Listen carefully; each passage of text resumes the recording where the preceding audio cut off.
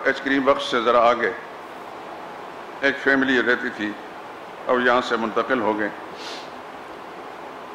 ان کے بیٹے نے اپنی بیوی کو طلاق دے دی۔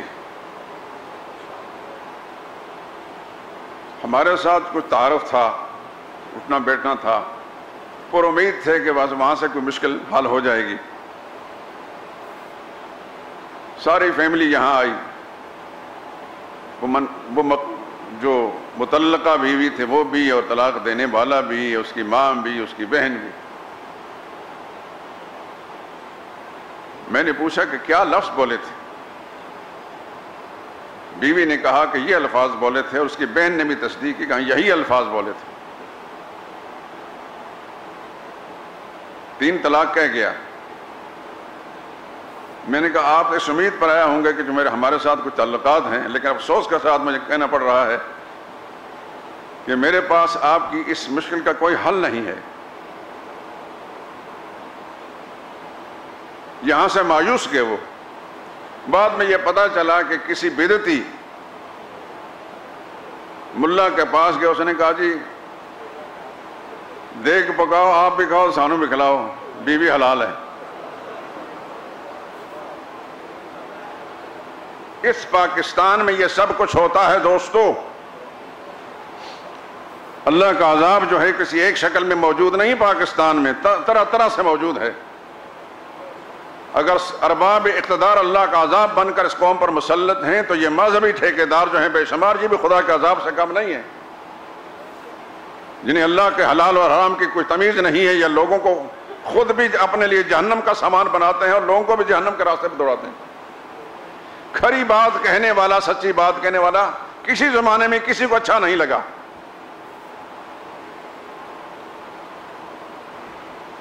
اللہ نے فرمایا کہ جو لوگ اپنی بیویوں کو ماں کہہ بیٹھتے ہیں، اظہار کر بیٹھتے ہیں، ما ہن امہاتہم، ان کی مائیں نہیں بن جاتی۔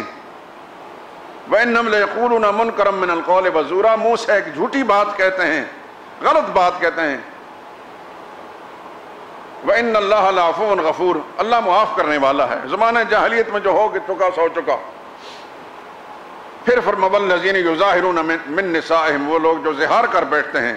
زہار کا مطلب سمجھ گئے آپ؟ اپنی بیوی کو ماں کی پیٹھ کے ساتھ تشبیہ دینا، اس کا نام زہار ہے۔ عربی زبان میں پیٹھ کو زہر کہتے ہیں۔ پیٹ کو بطن، یہ زہر،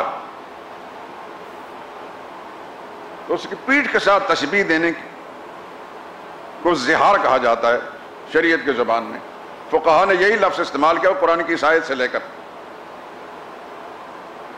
تو جو لوگ زہار کر بیٹھتے ہیں اپنی بیویوں سے، ثم یعودون، پھر وہ تائب ہونا چاہتے ہیں، واپس کرنا چاہتے ہیں، بیوی کو بیوی بنانا چاہتے ہیں، تو ان کے اس لفظ سے وہ بیوی حرام ہو تو نہیں جاتی، طلاق نہیں ہو جاتی، مستقل جدا نہیں ہو جاتی۔ البتہ یہ ہے کہ بیوی سے جسمانی تر رکھنا ممنوع ہے تا وقت یہ جرمانہ ادا نہ کر لے، اور وہ یہ ہے ثم یعودون لما قالوا فتحریر رقبہ، سب سے پہلے ایک غلام آزاد کریں، اس کے جرم کا یہ حل ہے۔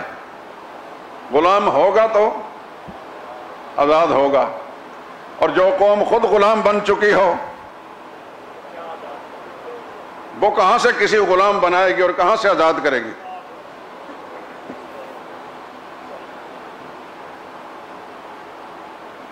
غلام کب آیا کرتے تھے مسلمانوں کے پاس؟ جب مسلمان جہاد کرتا تھا، کفار سے حاصل کیا ہوا مال، مال غنیمت، وَاعْلَمُوا أَنَّمَا غَنِمْتُم مِّن شَيْءٍ فَأَنَّ لِلَّهِ خُمُسَهُ۔ مال غنیمت کے بارے میں مسئلہ یہ ہے کہ آپ اپنی محنت سے دن رات خون پسینے کی کمائی جو کرتے ہیں وہ حلال طیب ہے، لیکن اس سے زیادہ حلال طیب مال وہ ہے جو جہاد کے نتیجے میں کفار سے حاصل کر کے لاتے ہیں۔ یہ مسئلہ سمجھیے۔ آپ جس پاکستان میں بس رہے ہیں، اس پاکستان میں ملحدوں کا ایک بڑا جم غفیر ہے جو ٹی وی پر، میڈیا پر آپ کو نظر آئے گا، دن رات وہ بکواس کرتے نظر آئیں گے، بڑی ڈھٹائی اور بے شرمی اور بے غیرتی کے ساتھ، اور رائے عامہ کو گمراہ کرنے میں کوئی کسر باقی نہیں چھوڑیں گے۔ اس واسطے میں جتنے بھی دوست احباب سن رہے ہیں میری بات کو اچھی طرح سمجھ لیجئے، اتمام حجت کے طور پر کہہ رہا ہوں تاکہ خدا کے سامنے مواخذے سے بچ جاؤں میں۔ مسلمان کی شوکت، مسلمان کا دبدبہ، مسلمان کی عظمت، مسلمان کا رعب جہاد کے ساتھ وابستہ ہے۔ جب مسلمان نے جہاد چھوڑا تو پھر غلام بن گیا، جیسا کہ اس وقت ہے۔ جو خود غلام ہوں گے ان کو غلام کہاں سے دستیاب ہوں گے، پھر کہاں سے آزاد کریں گے زہار کا کفارہ ادا کرنے کے لیے؟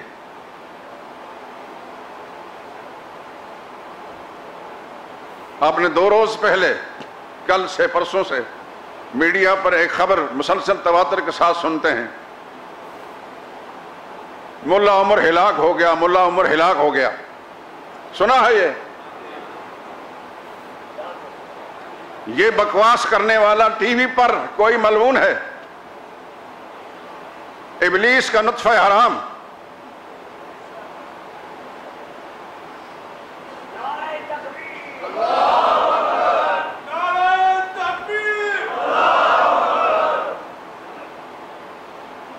ایک مجاہد کو اور مسلمانوں کا ایک جم غفیر ان کو امیر المومنین مانتا تھا، اور اب اس نے عملاً ثابت کر کے دکھایا۔ اس نے اپنی حکومت ختم کر دی۔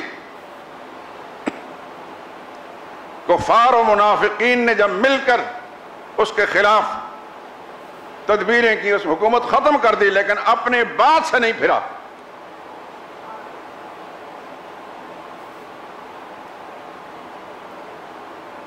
اس کا خمیازہ بھی یاد رکھیں میرے دوستو، ہم پتہ نہیں اپنی آنکھوں سے دیکھیں گے یا نہیں دیکھیں گے، لیکن ظلم کی قوتوں کو، کفار کے حامیوں کو اسے خمیازہ بھگتنا پڑے گا۔ کئی 100 سال کے بعد زمین کے مختصر سے ٹکڑے پر اسلامی نظام قائم کیا تھا، صدیوں کے انتظار کے بعد وہ بھی کفار اور منافقین کو گوارا نہیں تھا، انہوں نے سر جوڑ کر مل کر اس حکومت کو ختم کیا۔ 57,800 حملے اس سرزمین سے ان پر ہوئے، حکومت ختم ہو گئی، لیکن وہ اپنے موقف سے پیچھے نہیں ہٹے۔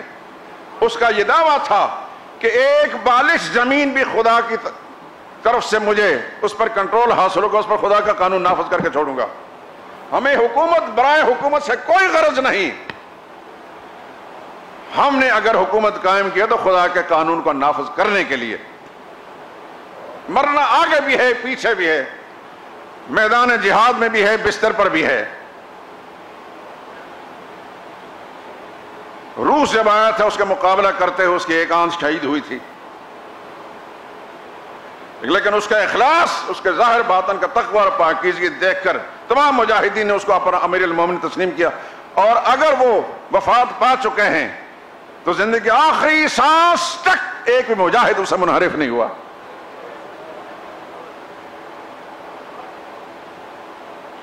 اور پاکستان کلمے کے نام پر بنایا گیا، پاکستان میں میڈیا پر بیٹھا ہوا ابلیس کا تخم حرام، وہ کہتا ہے ملا عمر ہلاک ہو گیا، اس پر 1 ارب بار لعنت ہو۔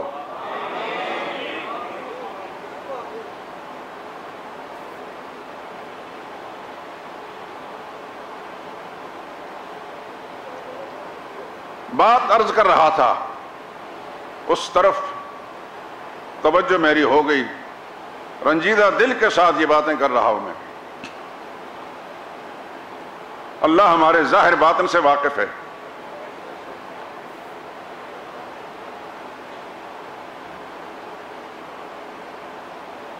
زہار کا کفارہ تحریر رقبہ، غلام آزاد کرنا ہے۔ فرمایا بیوی کے ملنے سے پہلے غلام آزاد کرے، فمن لم یجد، اگر وہ دستیاب نہیں، فصیام شہرین متتابعین، پھر لگاتار 2 مہینے روزے رکھنے ہوں گے بیوی کو چھونے سے پہلے۔ فمن لم یستطع، اگر یہ بھی طاقت نہیں رکھتا، فاطعام 60 مسکینہ، تو پھر 60 مسکینوں کو 2 وقت کا کھانا کھلانا ہے۔ ذالک لتؤمنوا باللہ ورسولہ، یہ حال بتایا اللہ پاک نے۔ ام المؤمنین عائشہ صدیقہ رضی اللہ تعالیٰ عنہ فرماتی ہیں کہ جس وقت یہ حکم نازل ہوا تو نبی کریم صلی اللہ علیہ وسلم فرمایا اللہ نے تمہارے مسئلے کا حل پیش کر دیا ہے۔ اس خاتون کو مخاطب کو فرمایا کہ جاؤ اوس کو کہو غلام آزاد کرے۔ کہنے لگے یا رسول اللہ اس کے پاس غلام آزاد کرنے کی کہاں طاقت ہے، وہ اتنا فقیر تنگ دست محتاج انسان ہے کہ وہ کہاں سے غلام لائے گا؟ تو آپ نے فرمایا اس کو کہو 2 مہینے کے روزے رکھے۔ کہنے لگی وہ تو اتنا بوڑھا آدمی ہے کہ دن میں 2-3 دفعہ اگر نہ کھائے تو پھر اس کی آنکھوں کی بینائی کام کرنا چھوڑ جاتی ہے، وہ کہاں سے روزے رکھے گا؟ فرمایا پھر 60 مسکینوں کو کھانا کھلایا۔ فرمایا اس کے پاس 2 وقت کی روٹی نہیں، وہ کہاں سے کھلائے گا؟ محمد مصطفیٰ صلی اللہ علیہ وسلم نے فرمایا پھر اپنی طرف سے اس کو کچھ دیا۔ فرمایا لے جا کر اوس کو کہو کہ یہ غلہ تقسیم کر کے اپنے اس عمل کا کفارہ ادا کرے۔ اسلام کے دامن رحمت جب کوئی آ جاتا ہے تو پھر اللہ تعالیٰ اس کے حال بھی پیش کرتے ہیں، انتظامات بھی کر دیتے ہیں۔ یہ قصہ سنانے کے لیے میں نے آیتیں نہیں پڑھی تھیں، صرف ایک بات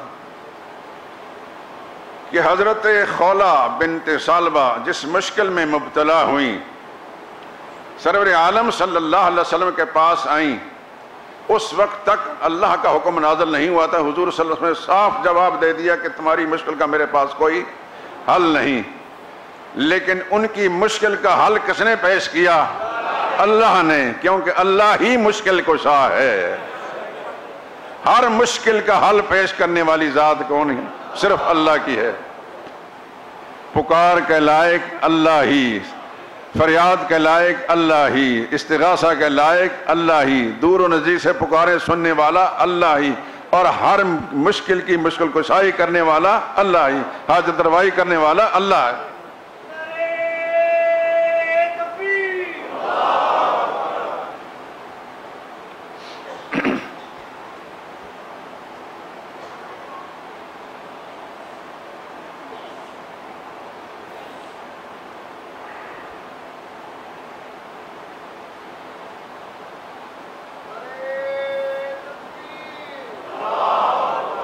بعض اوقات بیان کے دوران کوئی بات یاد آ جاتی ہے، ناگوار قسم کی بات، تو پھر اس قدر طبیعت رنجیدہ ہو جاتی ہے کہ خدا گواہ ہے کہ صحیح طریقے سے بیان کرنے کی بھی ہمت نہیں پڑتی۔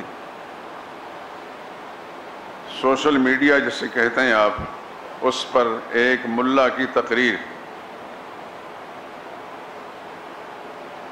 دل میں سوچنے یا اللہ تیری اس دھرتی پر ایسے لوگ بھی ہیں جو اتنی بے باکی کے ساتھ تیری بغاوت کرتے ہیں، اور پھر ایسے لوگ بھی ہیں جو اس کی بات کو سنتے ہیں اور سر دھنتے ہیں۔ وہ حضرت شیخ عبد القادر جیلانی رحمۃ اللہ تعالیٰ کی کرامات بیان کر رہا تھا۔ آپ جانتے ہیں کہ ہم تمام بزرگان دین کو مانتے ہیں، ان کی کرامات کو بھی مانتے ہیں، اور ہم یہ بھی جانتے ہیں کہ سیدنا شیخ عبد القادر جیلانی رحمۃ اللہ تعالی علیہ کبار اولیاء اللہ میں سے ہیں، اور ان کی کرامات کے بارے میں حافظ ابن رجب حنبلی نے طبقات الحنابلہ کے اندر لکھا کہ ان کی کرامات تواتر تک پہنچی ہوئی ہیں۔ یہ وہ باتیں ہیں کہ جو میں اہل علم کی کر رہا ہوں، تھڑے پر بیٹھنے والے باتوں کے نہیں کر رہا، نہ میرا مزاج ایسا ہے، نہ ایسے لوگوں سے تعلق۔ لیکن اس کے باوجود یہ میں کہتا ہوں کہ کرامت کسی کے اختیار میں نہیں ہے، معجزہ نبی کے اختیار میں نہیں، کرامت ولی کے اختیار میں نہیں، وہ دونوں ہی چیزیں اللہ کے اختیار میں ہیں۔ معجزہ اللہ نبی کے ذریعے ظاہر کرتے ہیں، نبی کی صداقت اور سچائی ظاہر کرنے کے لیے، اور کرامت نبی ولی کی ولایت کے لیے اللہ ظاہر کرتے ہیں، اس کی سچائی کے لیے، اس کی ولایت کے لیے، لیکن اس کے اختیار میں اللہ نے کچھ نہیں دیا۔ لیکن وہ ملا بیان کر رہا تھا کہ حضرت شیخ عبد القادر جیلانی کی کرامات کیا تھی کہ جس کو کہتے روزانہ جن لوگوں نے مرنا نہ ہوتا آ کر سو مسافر کر جاتے، اس دن کوئی نہیں مرتا تھا. لائن لگ جاتی تھی صبح مسافہ کرنے والوں کی تاکہ آج ہماری موت واقع نہ ہو، اور جو ان سے مسافہ کر لیتا وہ مرتا نہیں تھا. ہو سکتا ہے آپ حضرات نے بھی سنا ہو. اس لیے کہ میں تو گھر سے نکلا مسجد گھر، بازار میں بھی بہت کم گھومتا ہوں، اور جہاں کہیں جانا ہوتا ہے اسی حد تک میرا کام ہوتا ہے، پھر واپس ہو جاتا ہوں. ان کی مجلسوں میں، ان کی تقریروں کے اندر میں نہیں جاتا. مجھے کچھ نہیں پتا، لیکن جو کچھ میں نے پھر اس میڈیا کے ذریعے سے اپنی آنکھوں سے دیکھ اور اپنے کانوں سے سنا کہ ایک نوجوان تقریر کر رہا ہے بڑے شعلہ بیانی کے ساتھ، اور لوگ بیٹھے ہیں پیچھے، سب صاف نظر آ رہے ہیں، سبحان اللہ کی آوازیں بلند کر رہے ہیں کہ جو شخص ان سے مسافہ کر لیتا اس دن اس کی موت واقع نہیں ہوتی تھی. ایک بوڑھی خاتون تھی، بڑی منتیں ماننے کے بعد اس کو اللہ نے بیٹا دیا، اتفاق سے وہ مر گیا. اب وہ رو رہی تھیں. شیخ عبد القادر جیلانی جن طلبہ کو پڑھایا کرتے تھے، طلبہ کو جوش میں آ کر، موج میں آ کر، نفس یہ موج میں آ کر کہتے سب مر جاؤ، سب مر جاتے تھے. پھر کہتے زندہ ہو جاؤ، پھر زندہ ہو جاتے تھے. وہ بیٹا جب اس نے مر گیا تو چپکے سے آ کر اس نے بھی ان طلبہ کی صف میں اس کو لٹا دیا جو مر گئے تھے. جب انہوں نے کہا کہ اٹھ جاؤ تو سب اٹھ گئے، لیکن اس کا بیٹا نہیں اٹھا. رونے لگی.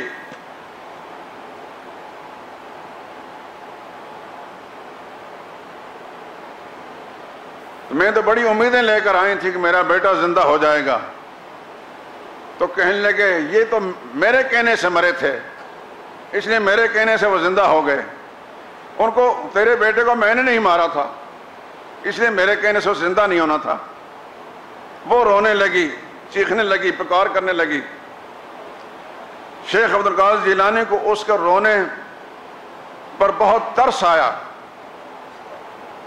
اگلی بات سنیے. اب اس مجلس میں وہاں سے اٹھے اور تھوڑے چند قدم جا کر اوپر آسمان کی طرف انہوں نے ہاتھ لہرائے اور پھر جھٹکا دے کر نیچے لے آئے. ان کا بیٹا زندہ ہو گیا. کسی نے پوچھا حضرت یہ کیا کر رہے تھے؟ فرمایا کہ اس عورت کے اس رونے دھونے پر مجھے ترس آیا تو میں نے جوش میں آ کر اسرائیل جو اس دن روحیں قبض کر کے لے جا رہے تھے، میں نے اس میں اس بچے کے روح بھی تھی، جھٹکا دے کر وہ ساری کی ساری روحیں واپس کر لی میں نے، اور وہ ساری کی ساری روحیں زندہ ہو گئی. اس میں یہ لڑکا بھی زندہ ہو گیا. یہ کرامت بیان ہو رہی ہے شیخ عبد القادر جیلانی رحمۃ اللہ تعالی. اس معاشرے کے اندر کیا کیا نہیں ہے ہوتا.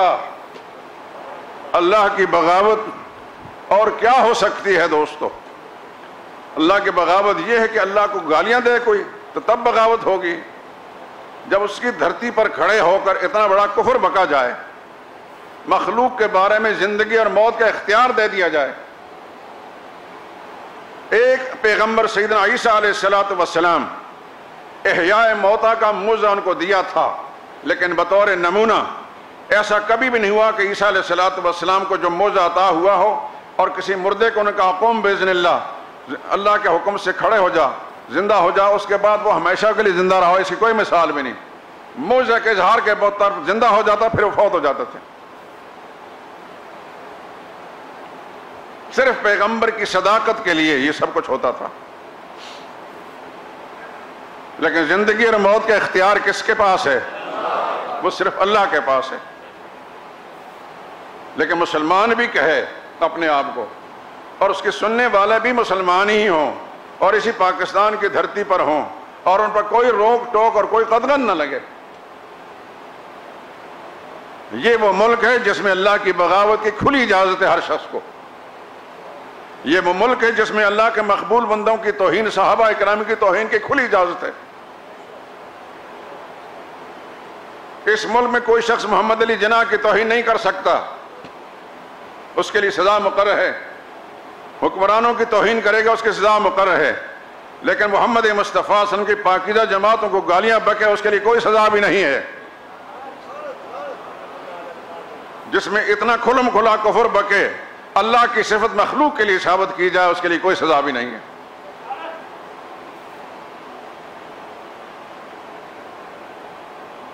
میرا بس جہاں تک چلتا ہے میں اللہ کا قرآن پیش کر کے آپ کو اصل حقائق تک آگاہی دیتا ہوں کہ مسلمان اپنے عقیدہ ٹھیک کر لیں، کیونکہ فتنوں کا زمانہ ہے، گھر سے باہر نکلیں گے، مسجد سے باہر نکلیں گے، طرح طرح کے فتنوں سے آپ کو واسطہ پڑے گا، طرح طرح کی باتیں کرنے والے لوگ ہوں گے۔ ایک اصول بتاتا ہوں دوستو، جب بھی کوئی شخص بات کرے پہلا مطالبہ اسے کہ کیا یہ بات قرآن میں لکھی ہے، نمبر 2 کیا کسی صحیح حدیث کے اندر، صحیح حدیث صحیح بھی ہو، صحیح صریح بھی ہو، مرفوع بھی ہو، متواتر بھی ہو، یہ 4 باتیں خدا کرے کہ یاد رہ جائیں۔ صحیح، صریح، مرفوع، متواتر، روح زمین پر آسمان سے لے کر زمین تک، زمین سے آسمان تک کوئی ایسی روایت نہیں ملے گی جس میں اس قسم کی کوئی باتیں لکھی ہوں گی۔ جو گھڑ کر لوگوں نے روایتیں دنیا میں پھیلائی ہیں ان کے اندر یہ سارے خرافات، بکواسات ہوں گے۔ نبی کی طرف منسوب کر دی جاتی ہیں جھوٹی باتیں، حالانکہ نبی کی باتیں نہیں ہوتی۔ نبی کریم صلی اللہ علیہ وسلم نے وہی ارشاد فرمایا جو اللہ کے قرآن کے مطابق ہے۔ ایسا کبھی نہیں ہو سکتا کہ اللہ کچھ فرمائے اور نبی کچھ فرمائے۔ جس نبی پر اللہ نے قرآن نازل فرمایا اس نبی نے اپنی زبان مبارک سے قرآن امت کے سامنے پیش کر کے پھر ہو سکتا ہے کہ قرآن میں کچھ بیان کیا اور بعد میں رسول اللہ صلی اللہ علیہ وسلم اس قرآن کی تردید کریں۔ اللہ بھی سچے، اللہ کے نبی بھی سچے صلی اللہ علیہ وسلم۔ قرآن کے خلاف جو کچھ ہے وہ جھوٹ ہے، رسول اللہ کا فرمان کے خلاف وہ جھوٹ ہے۔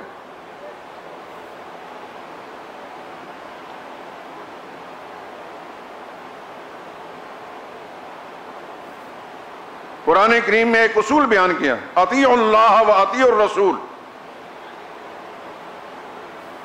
اللہ کی بات مانو، اللہ کے رسول کی بات مانو، وَأُولِي الْأَمْرِ مِنْكُمْ، اور تمہارے جو حکام وقت ہوں ان کی بات مانو۔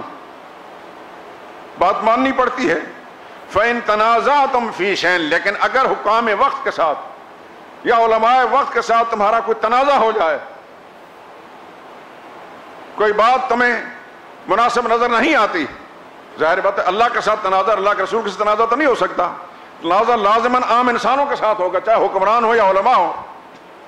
تو اللہ نے پھر حق پیش کیا، فَإِن تَنَازَعْتُمْ فِي شَيْءٍ فَرُدُّوا إِلَى اللَّهِ وَالرَّسُولِ، پھر اس کو اللہ کے قرآن کی طرف، اللہ کی طرف لوٹاؤ، اللہ کے رسول کی طرف لوٹاؤ، اس کو قرآن پر لے جا کر پیش کرو۔ قرآن قبول کرتا ہے تو سر آنکھوں پر، رسول اللہ کا فرمان قبول کرتا ہے تو سر آنکھوں پر، اگر قرآن و حدیث رد کرتے ہیں تو اس کو اٹھا کر باہر پھینک دو۔ اس کے چھوڑنے سے آپ کے دین ایمان کا کوئی نقصان نہیں، لیکن قرآن کو چھوڑو گے ایمان نہیں بچے گا، نبی کا فرمان کو چھوڑو گے ایمان نہیں بچے گا۔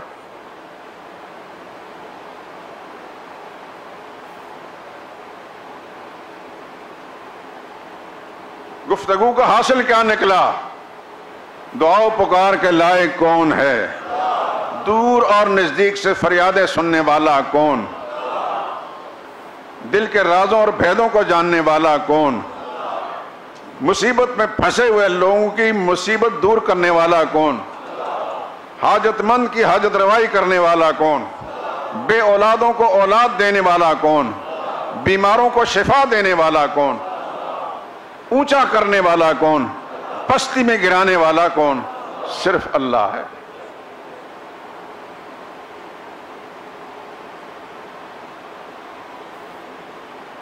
اللہ کرے کہ یہ بات سمجھ میں آ گئی ہو، دل دماغ میں پروردگار عالم بٹھا دیں۔ ایک دوسری دعا بھی کرتا ہوں، اللہ کرے کہ آپ اس کو اپنی زندگی کا مشن بنا لیں، اپنی ذات تک محدود نہ رکھیں۔ آپ کے سامنے اگر کوئی غلط بیانی کرتا ہے یا گمراہ کرتا ہے کسی کو، تو آپ کا یہ فرض، ایک ایمانی فرض بنتا ہے کہ دوسرے مسلم اول تو اس کو بھی سمجھائے جو گمراہ کرنے والا ہے، اگر وہ راہ راست پر نہیں آتا دوسرا مسلمان جو اس کے نرغے میں پھنسا ہوا اس کے دین ایمان کی فکر کریں، اس کو بچانے کی فکر کریں۔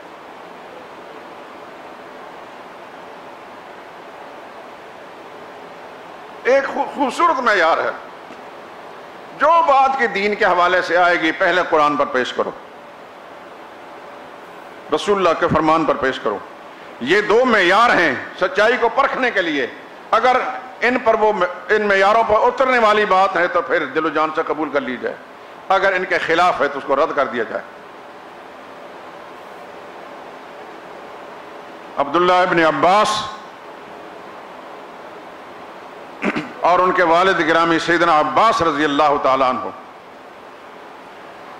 امام مالک رحمۃ اللہ تعالیٰ علیہ مدینہ منورہ میں نبی کریم صلی اللہ علیہ وسلم کی قبر مبارک کے پاس کھڑے ہو کر،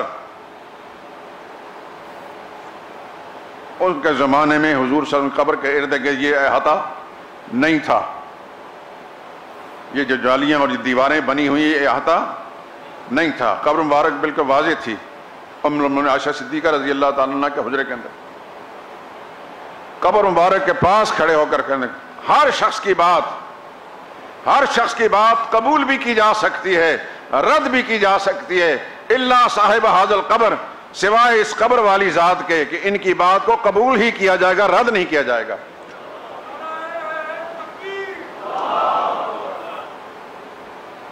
دنیا میں کوئی فقیہ، کوئی امام، کوئی محدث، کوئی عالم، کوئی مفسر ایسا نہیں جس کی بات کو 100% قبول کیا جائے، دلائل کے ساتھ اس کی تردید بھی کی جا سکتی ہے۔ اگر دلیل اس موقف، اس قول کے خلاف آپ کو ملتی ہے، پختہ دلیل ملتی ہے، اس کی بات کو چھوڑا جائے گا، سوائے محمد مصطفیٰ صلی اللہ علیہ وسلم کی ان کی بات کو نہیں چھوڑا جا سکتا۔ میں کہہ چکا ہوں کہ قرآن کو چھوڑیں گے، نبی کے فرمان کو چھوڑیں گے، خدا اس کے رسول کے ساتھ تعلق ختم ہو جائے گا۔ انسانوں کی خوشنودی چھوڑ دیجئے دوستو، یہ آخری بات کہہ کر ختم کرنا چاہتا ہوں۔ ایک اصول بنا لیجئے، دنیا کے ہر انسان، اس میں اپنے ماں باپ بھی ہیں، اپنے بیوی بچے بھی ہیں، بہن بھائی بھی ہیں، دوست احباب بھی ہیں، افسران بھی ہیں، حکمران بھی ہے، دنیا کے ہر انسان اس کی خوشنودی کو چھوڑ کر صرف ایک رب کی خوشنودی کو سامنے رکھے۔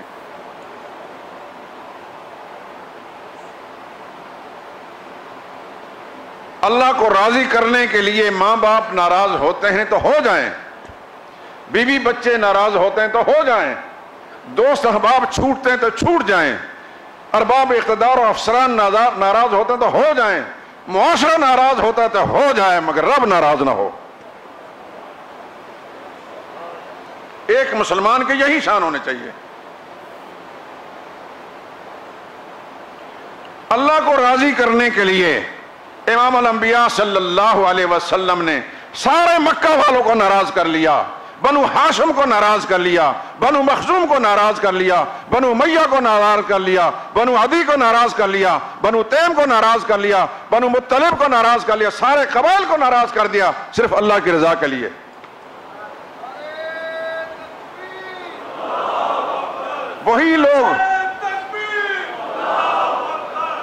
وہی لوگ جو چند لمحے پہلے رسول اللہ صلی اللہ علیہ وسلم کی راہوں میں اپنی پلکیں بچھاتے تھے، صادق اور امین کہتے تھے، آج وہ سارے خون کے پیاسے ہو چکے ہیں۔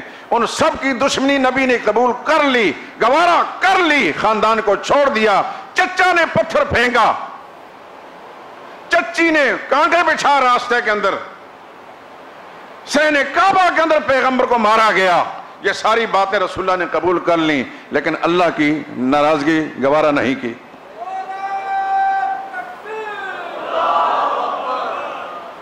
رسول اللہ کا سچا امتی بننے کی کوشش کریں، دعا کریں ان لمحات کے اندر اللہ مجھے اور آپ کو نبی کریم صلی اللہ علیہ وسلم کا سچا امتی بننے کی توفیق دے اور زندگی آخری سانس تک اس پر قائم رکھے۔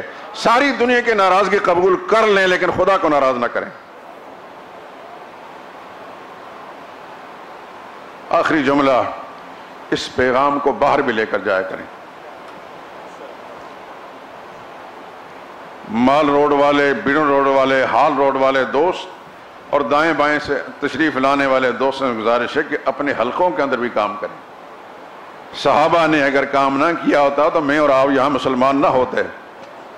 صحابہ نے نبی کی پیغام کو دنیا میں پھیلایا تو اسلام دنیا میں پھیلا۔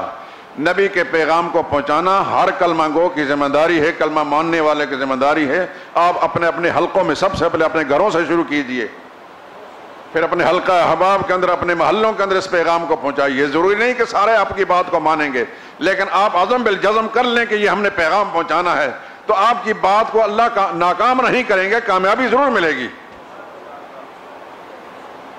وآخر دعوانا الحمدللہ رب العالمین۔ یہ ایک کتاب آپ کو اعلان کر رہا ہوں، صحابہ اکرام کی رشتہ داریاں، صحابہ کی حضور کے ساتھ کیا رشتہ داریاں تھیں، حضور کے صحابہ کے ساتھ کیا رشتہ داریاں تھیں، ان کے آپس میں کیا رشتہ داریاں تھیں۔ بڑی خوبصورت معلوماتی کتاب ہے، بحث سے مل جائے گی۔